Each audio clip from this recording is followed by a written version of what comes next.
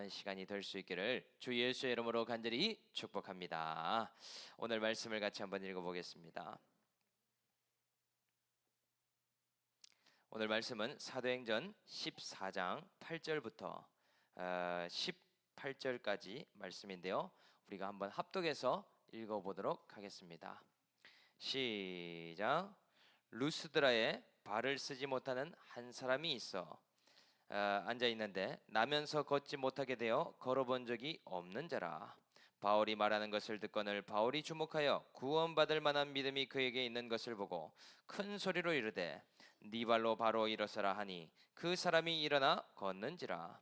무리가 바울이 한 일을 보고 루가오니아 방언으로 소리질러 이르되 신들이 사람의 형상으로 우리 가운데 내려오셨다 하여 바나바는 제우스라 하고 바울은 그 중에 말하는 자이므로 헤르메스라 하더라. 시외 제우스 신당의 제사장이 소와 화환들을 가지고 대문 앞에 와서 무리와 함께 제사하고자 하니 두 사도 바나바와 바울이 듣고 옷을 찢고 무리 가운데 뛰어들어가서 소리질러 이르되 여러분이여 어찌하여 이러한 일을 하느냐. 우리도 여러분과 같은 성정을 가진 사람이라. 여러분에게 복음을 전하는 것은 이런 헛된 일을 버리고 천지와 바다와 그 가운데 만물을 지으시고 살아계신 하나님께로 돌아오게 함이라. 하나님이 지나간 세대에는 모든 민족으로 자기들의 길을 가게 방임하셨으나 그러나 자기를 증언하지 아니하는 것이 아니니 곧 여러분에게 하늘로부터 비를 내리시며 결실기를 주시는 선한 일을 하사 음식과 기쁨으로 여러분의 마음에 만족하게 하셨느니라 하고 이렇게 말하여 겨우 무리를 말려 자기들에게 제사를 못하게 하니라. 아멘. 오늘 말씀은요, 예수의 복음을 주목하게 하십니다 라는 제목으로 하나님 말씀을 증거하도록 하겠습니다. 지난주에 이어서요, 회복 탄력에 대한 이야기를 한 번 더 해보려고 합니다. 회복 탄력성이 좋은 사람과 좋지 못한 사람의 이 대조해 놓은 것을 제가 읽어보도록 하겠습니다. 회복 탄력성이 좋은 사람은요, 먼저 실패해도 난 할 수 있어 하며 긍정적인 자기 인식을 하는 데 반해 탄력성이 나쁜 사람은요, 작은 실패에 난 역시 안 돼 하며 좌절한다고 합니다. 또 회복 탄력성이 좋은 사람은요, 부정적인 감정을 잘 처리하며 건강하게 그때그때 표현하는 데 반해서 이 탄력성이 낮은 사람은 자신의 감정에 휩쓸려 쉽게 사로잡힌다라는 이야기를 합니다. 그리고요, 회복 탄력성이 좋은 사람은 다른 사람과 상호작용, 소통을 잘하고 역지사지를 잘하는 반면 탄력성이 낮은 사람은요, 사소한 말에 상처받고 갈등 앞에 어쩔 줄 몰라 한다 라는 이야기를 하더라고요. 그리고 회복 탄력성이 좋은 사람은 문제 앞에서 미리 포기하지 않고 창의적인 해결책을 찾는 반면 탄력성이 낮은 사람은 어차피 안 될 거라고 믿으며 회피로 일관한다. 그리고요, 회복 탄력성이 높은 사람은 매사에 끝까지 해내려는 의지와 끈기가 있는데 반해 낮은 사람은 목표를 세우지 못하고 만사에 금방 지치고 포기가 빠르다라는 이야기를 하고 있습니다. 그런데요, 회복 탄력성을 기르는 5가지의 양육 방식이 있다라고 이야기를 합니다. 그 5가지는 의외인데요, 첫째는요, 단호한 훈육이 회복 탄력성에 중요한 역할을 한다고 합니다. 긴 설명보다 분명한 훈육이 가장 중요하다고 해요. 화난 건 이해하지만 그렇다라고 친구를 때리는 건 절대 안 되는 일이야. 속상할 수는 있지만 학교를 안 가서는 안 돼 라고요, 많은 설명이 아니라 짧고 단호한 훈육이 필요하다라고 이야기를 합니다. 그리고요, 두 번째는요, 일관된 양육 방식이 중요하다고 합니다. 부모의 기분에 따라서 달라지지 않도록 큰 틀에서는 한결같아야 된다라고 이야기합니다. 어제는 기분이 좋아서 되고 오늘은 기분이 나빠서 안 되고, 이런 일관성 없는 양육은요, 아이에게는 불안과 혼란의 시작이라고 이야기를 하는 것이죠. 그리고 세 번째는요, 명확한 한계를 정해주는 것이라고 말합니다. 본인에게 위험한 행동이나 남에게 위험한 행동은 안 된다라고 명확한 선을 제시해 줘야 한다는 것이죠. 이러한 제안은요, 안전과 성장을 배우는 도구라고 이야기를 하고 있습니다. 그리고요, 네 번째는 관계 회복을 보여주는 것이라고 말해요. 부모도요, 실수할 수 있기 때문에 소리 지르고 화내서 미안해, 내가 잠시 피곤했나 봐, 놀랐지, 다음에는 화내지 않고 말할게. 부모가 진정으로 하는 사과는요, 아이에게는 관계를 회복할 수 있는 방법을 알려주는 계기가 된다고 합니다. 이러한 아이들은 회복 탄력성이 높아진다라는 사실이죠. 마지막 다섯 번째는요, 존재로서의 무조건적 사랑이다. 잘못에 대해서는 분명히 혼내지만은요, 그래도 너는 우리에게 소중한 존재야. 실수를 할 수 있지만 그것에 대해서 죄송하다고 말하면 너는 언제든지 회복될 수 있고 사랑받을 수 있는 자야 라고 이야기해 주는 것이죠. 이 다섯 가지가 아이러니하지만 회복 탄력성이 높은 자녀를 키우는 비결이 되더라. 그래서 오늘 이 다섯 가지 중에 무엇이 해당되는가, 오늘 한번 먼저 나눠보도록 하겠습니다. 그런데요, 오늘 복음 앞에 회복하게 되는 주인공 한 사람을 볼 수 있습니다. 오늘 바로 루스드라에 있는 한 안전뱅이의 이야기인데요, 이것을 통해서 우리가 주목해야 하여 볼 것이 무엇인지 두 가지로 한번 살펴보겠습니다. 먼저 주목하여 볼 것 첫째는요, 구원을 얻을 만한 믿음이 있는가 하는 것입니다. 주목하여 볼 것은 구원 얻을 만한 믿음이 있는가. 8절부터 10절까지 말씀을 한번 읽어보도록 하겠습니다. 시작. 루스드라에 발을 쓰지 못하는 한 사람이 앉아 있는데 나면서 걷지 못하게 되어 걸어본 적이 없는 자라. 바울이 말하는 것을 듣거늘 바울이 주목하여 구원받을 만한 믿음이 그에게 있는 것을 보고 큰 소리로 이르되 네 발로 바로 일어서라 하니 그 사람이 일어나 걷는지라. 아멘. 오늘 바울과 바나바는요, 루스드라라는 지역에 오게 되었죠. 그 이유는요, 유대인들의 핍박을 피하기 위함이었습니다. 이고니온이라는 지역에서 유대인들이 돌로 치려고 했기 때문에요, 어쩔 수 없이 피신하기 위해서 오게 된 곳이 루스드라더라. 그런데 이렇게 피신의 목적으로 왔어도요, 이곳에는 하나님의 구속사가 준비되어 있었죠. 그래서 루스드라의 한 안진뱅이를 만나게 인도해 주시더라. 그런데요, 이 루스드라의 안진뱅이는요, 태어날 때부터 발을 쓸 수 없는 장애를 가진 사람이었습니다. 이 사람의 이름도 알지 못하고요, 어떤 형편에 살았는지 알 수는 없습니다. 그런데 다만 날 때부터 안진뱅이였다라는 사실은 누구나 다 알고 있더라는 것이죠. 그래서요, 이 안진뱅이를 보면서요, 사람들은 원인을 찾고자 했습니다. 특히 유대인일수록요, 정죄에 가까운 생각들을 해왔죠. 아무리 생각해도 저 사람이 저주를 받은 이유는 저 사람의 죄가 많기 때문이야 라고 생각을 했습니다. 또 어떤 유대인들은요, 저 부모의 죄가 많기 때문에 이 사람이 불구가 되었다라고 생각했다는 것이죠.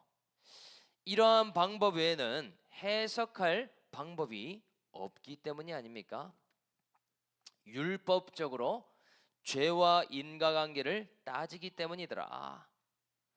그런데 이렇게 바라보는 사람들보다 정작 더 힘든 것은요, 바로 본인 자신이겠죠. 다른 사람들은 다 할 수 있는 걸음조차 걷지를 못하니 얼마나 절망적이었을까요? 나는 왜 이런 삶이 되었을까? 에서부터 앞으로 이렇게 평생 살아갈 수 있을까 하는 여러 가지 질문을 하며 가고 있었을 것입니다. 그런데요, 이 모든 일들이 인간적으로는 낙심할 일로 보이지만 하나님의 섭리는 전혀 다른 곳에 있었죠. 이 시간은 안전뱅이를 준비시키는 시간으로 사용하고 계시더라. 복음을 받아들이고 이제 작은 믿음을 통해 회복의 역사를 나타낼 기회가 오고 있다라는 사실이죠. 많은 이들이 이것을 보고 회개하고 복음을 믿는 일로 사용하게 될 것이더라. 이 일을 위해서요, 영문도 모르고 기다려온 것 아닙니까? 당사자가 생각하지 못한 하나님의 뜻이 숨겨져 있더라. 이제 하나님의 때에 하나님의 영광을 나타내기 위한 시간이 오게 된 것이죠. 그래서요, 오늘 이 안진뱅이를 바라보는 바울의 눈이 너무나 놀랍습니다. 바울은요, 이 사람이 못 걷는 것이나 선천적인 안전뱅이라는 사실에 주목하고 있지 않습니다. 이 사람이 혹여나 몇 년째 못 걸었는지, 아니면 얼마나 사람들에게 무시당하고 상처받았는지, 이 모든 것에 주목하지 않더라는 것이죠. 그러면 무엇에 주목을 하고 있나 봤더니 사도 바울이 보는 것은 오직 한 가지였습니다. 이 안진뱅이에게 구원을 받을 만한 믿음이 있는가 하는 것이죠. 말씀을 들을 때 겨자씨만한 믿음의 반응을 나타내는가, 이것 한 가지만 주목하고 있었다라고 말하고 있습니다. 이것이야말로 소망이기 때문이죠. 이 믿음이야말로 변화를 시킬 수 있는 유일한 열쇠가 되기 때문이 아닙니까? 이 믿음 하나가요, 이 안진뱅이를 회복시킬 수 있는 유일한 비결이더라. 그래서요, 이 믿음을 확인하고서는 바울은 큰 소리로 선포를 해버리고 있죠. 큰 소리로 안진뱅이야, 네 발로 바로 일어서라 라고 말하게 됩니다. 그러자요, 그 사람이 일어나 걸어버리더라는 사실이죠. 얼마나 놀라운 일입니까? 이 안전뱅이가 복음을 믿고 그 믿음으로 일어나 걷게 되는 기적을 나타내고 있더라. 이 사건이 알려주는 것은 무엇입니까? 모든 문제, 모든 고난, 모든 상황을 뛰어넘는 믿음이 있는가? 이것이 모든 문제보다 중요하다라는 사실이죠. 그래서 이 말씀을 적용해 본다면요, 우리도 어쩌면 종류와 장르만 다르지 이 안전뱅이와 같은 생각을 할 때가 많이 있습니다. 나는 어쩌다가 이런 삶을 살아가고 있나? 우리에게는 해석되지 않는 현재의 삶이 있기 때문이죠. 나는 어찌하다가 이런 고난의 인생을 살게 되었을까? 우리 가정은 왜 이렇게 힘들게만 사는 것 같고, 또 나의 미래는 왜 이리도 불안할까? 등등 수많은 문제 앞에 서 있는 것 같지 않습니까? 그런데 우리는요, 이런 질문 앞에서 충분한 답을 얻지 못할 때가 많습니다. 무한한 질문을 쏟아내지만 그 답은요, 찾아내기가 어렵다라는 사실이죠. 그래서 우리가 자주 하는 것이요, 자책을 하거나 아니면 환경 탓, 남 탓을 하는 방법밖에는 없게 됩니다. 하나님을 빼고 생각하기 때문이죠. 내가 못나고 부족해서 그렇지 뭐, 아니면 운이 없어서 그렇지 뭐, 내가 이런 가정에서 태어났고 이런 만남으로 인해 어려움이 있었지, 이런 두 또랑에 빠지게 되더라는 사실이죠. 그래서요, 하나님이 빠져 있을 때 내 시선이 고정될 것은 정해져 있습니다.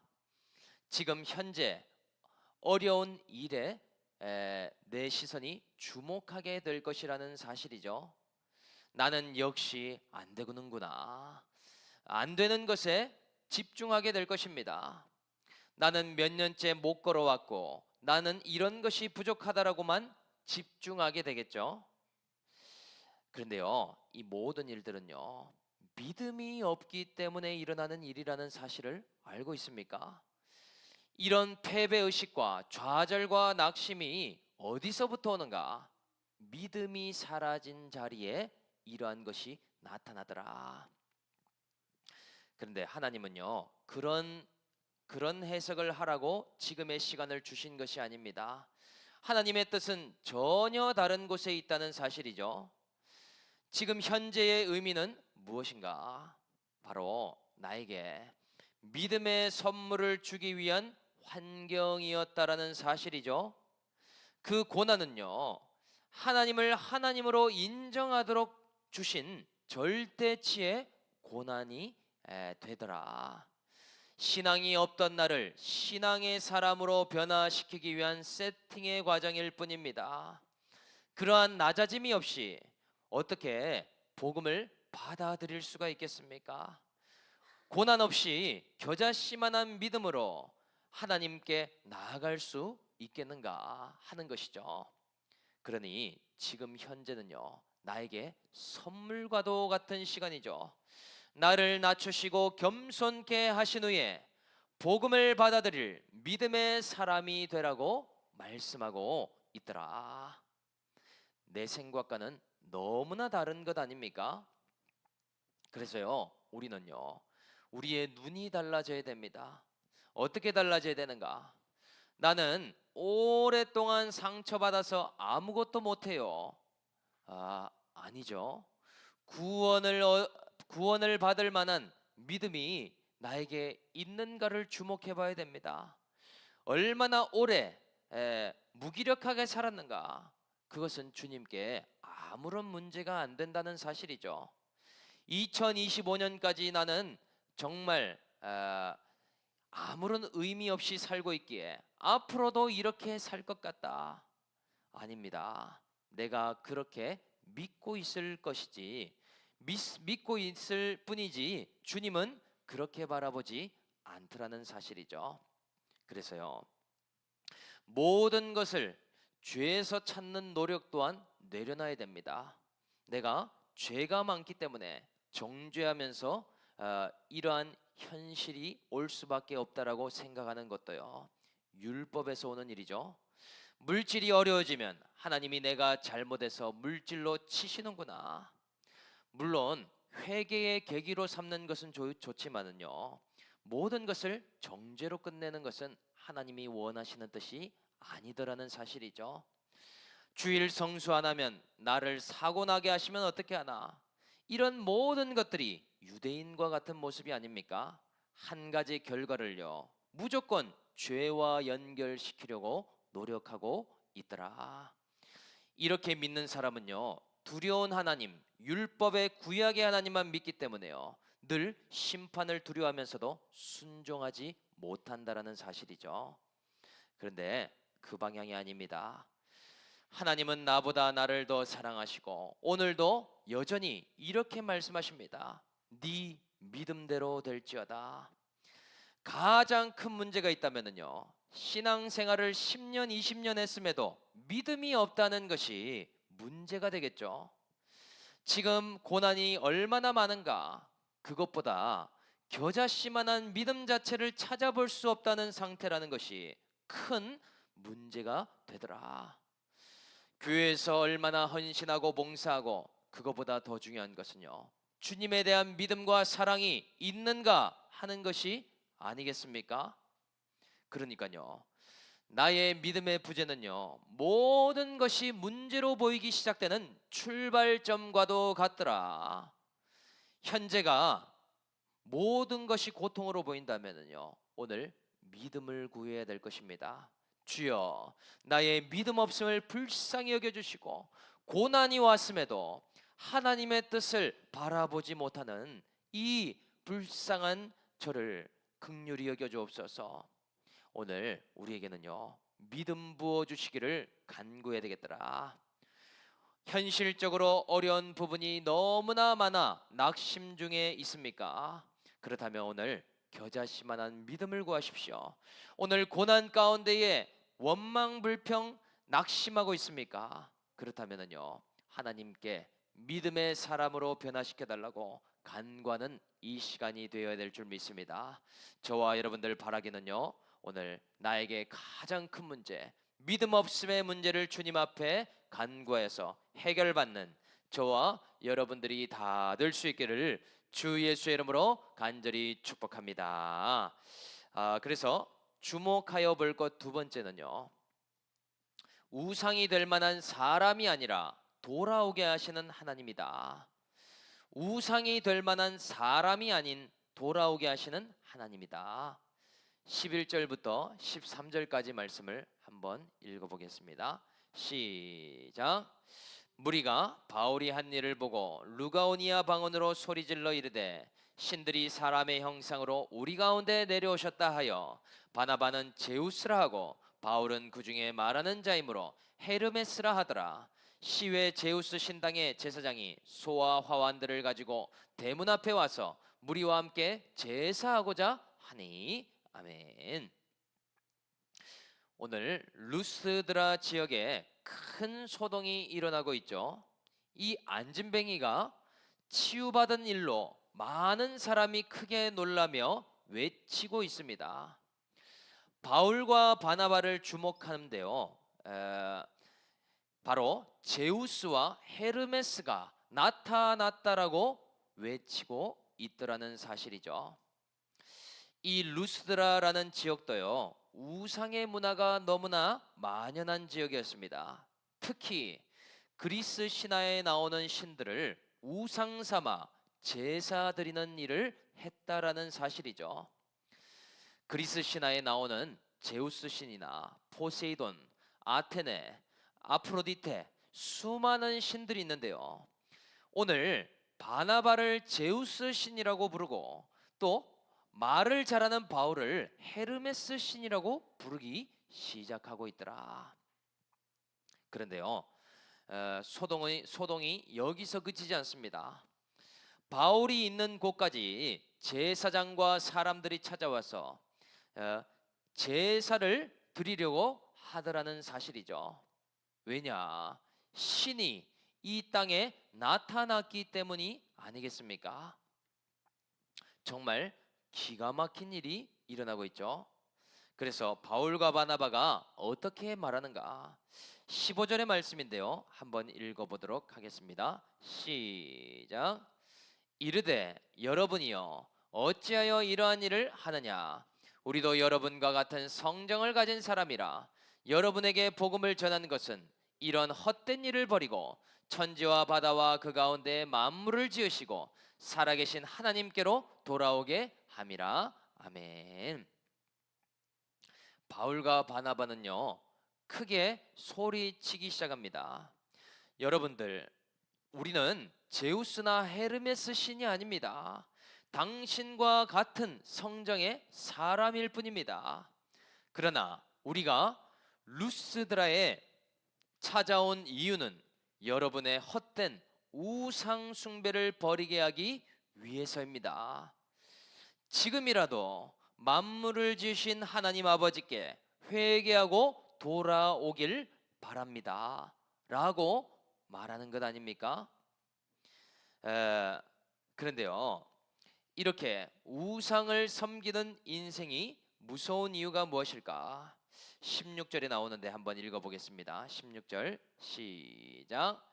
하나님이 지나간 세대에는 모든 민족으로 자기들의 길을 가게 방임하셨으나. 아멘. 하나님께서는요, 우상 삼고자 하는 세대로부터 방임을 하셨다라고 말씀하고 계시죠. 이러한 우상들 섬길 때도 그 길을 막아주시지 않았습니다. 적극적으로 개입하시지 않았다라고 말한다는 것이죠. 왜 그런가? 우상을 붙들고 있기 때문에 그냥 자기 길을 가도록 두실 수밖에 없는 일이죠. 그런데 지금은 어떻습니까? 모든 자들에게 복음을 들을 수 있도록 해주셨죠. 유대인에서부터 헬라인에게까지 복음을 나타내시고 사도들을 보내고 계시더라. 방임의 세대에서 복음의 세대로 변화되도록 인도해 주시기 위해서이죠. 하나님과 원수된 세대에서 하나님과 화목한 세대로 인도하고 계시더라. 이것이 축복이 되는 것 아닙니까? 그래서 무엇이든지 우상을 삼고자 하는 루스드라 사람들에게 헛된 일들을 버리고 하나님께 돌아오라고 말씀해 주고 있음을 볼 수 있다. 그래서 이 말씀을 적용해 보면은요, 우리도 모두가 하나님을 만나고 하나님과 동행하는 삶을 살기를 원하죠. 그래서 이러한 기도 제목을 가지고 기도도 하고 있습니다. 그런데 원하고 바라고 기도하고 있지만 실상 그렇게 살지는 못하고 있죠. 왜 그런가 봤더니요, 이유는 의외의 곳에 숨어 있었습니다. 그 이유는요, 하나님이 안 보이시기 때문에 자꾸만 눈에 보이는 우상을 삼고 살아가기 때문이라고 이야기하는 것이죠. 우상은요, 분명한 특징을 갖고 있습니다. 첫째는 눈에 보여야 되죠. 눈에 보기에 의지할 만한 대상처럼 보인다는 것이 특징이 되더라. 그래서 이스라엘 백성들이 출애굽하고 나서도요, 모세만 없으면 불안해하고 금송아지가 눈에 안 보이면 당장 만들라고 분노하지 않습니까? 하나님이 영이시기 때문에 대체할 만한 것이 필요하잖아요. 그리고요, 우상의 특징은요, 자꾸만 집착하고 의지하려고 한다라는 특징이 있죠. 내 앞에 있기 때문에 주목할 만한 대상이 아닙니까? 두려울 때마다, 불안할 때마다 자꾸만 집착한다면은요, 이것이 분명한 나의 우상이 맞더라. 그래서 사람 우상 얼마나 친근하고 확실해 보입니까? 눈에 보이잖아요. 내 옆에 배우자나 자녀나 하나님을 대신할 만할 것 같지 않습니까? 그 사람만 내 옆에 껌딱지처럼 있다면 하나님이 없어도 괜찮다라고 생각이 들지 않는가? 그런데 아니라는 사실이죠. 집착할수록 더 불안해지더라.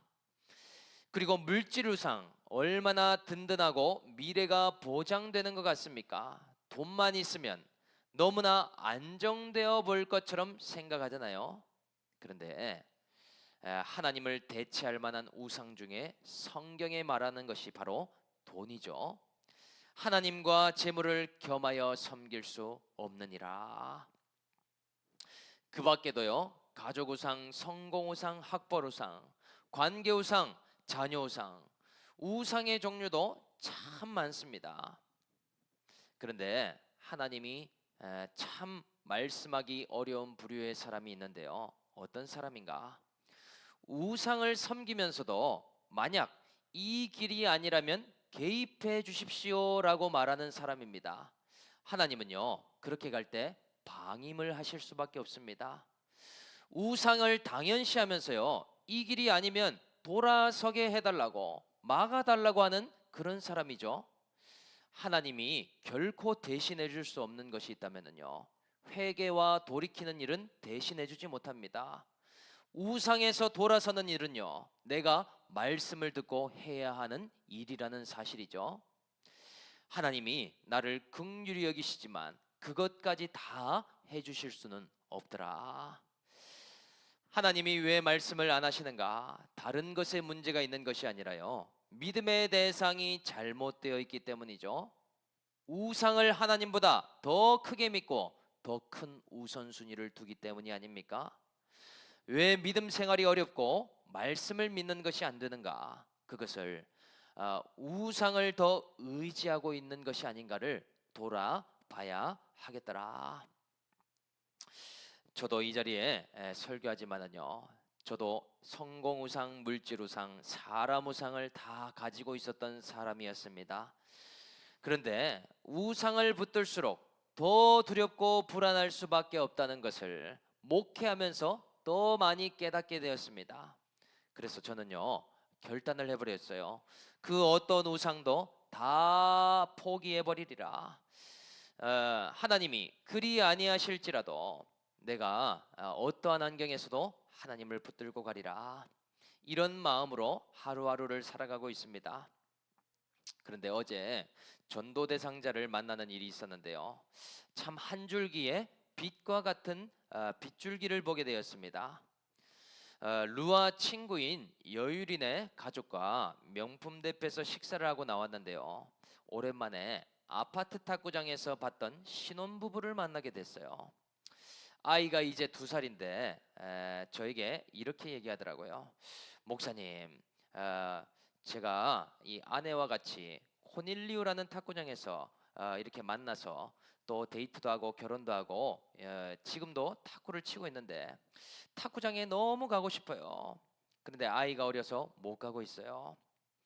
그리고 그 아내에게도 저를 소개해 주더라고요. 올리브교회 여기 바로 옆에 있는 올리브교회 목사님이셔. 그래서 루미니 이야기도 이렇게 해주면서 했는데요, 젊은 아빠 3명이 9시쯤에 아파트 탁구장에서 일주일에 2번 모이는데 목사님 한번 오시죠. 목회를 보면은요, 앞이 막막할 때도 있고 만년 개척교회로 지내왔기 때문에 앞으로도 그러지 않을까라는 두려움이 있지 않겠습니까? 그런데요, 회개하면서 동시에 하나님과 복음을 믿고 나아가니 나의 믿음대로 될지어다. 앞으로도 내가 믿는 복음을 전하고 또 이 탁구를 통해서도 만나는 사람들에게 전도를 해야 되겠다라는 마음을 주시니 감사가 되는 시간이었습니다. 앞으로 이 올리브교회에 행하실 하나님의 일들을 바라보며 한 걸음 한 걸음 나아가야겠구나 생각을 하게 되었다는 것이죠. 저와 여러분들도 마찬가지지 않습니까? 오늘 우리에게 하나님이 원하시는 것이 있다면 우상이 될 만한 것들을 내려놓고 헛된 일을 버리고 하나님께 돌아오라 라고 말씀하고 계십니다. 우리 모두가 모든 우상을 버리고 하나님께 온전한 마음으로 돌이켜서 저와 여러분들이 구원의 인생, 복음의 인생을 살아갈 수 있는 저와 올리브가 다 될 수 있기를 주 예수의 이름으로 간절히 축복합니다. 오늘 말씀을 마무리하는데요, 먼저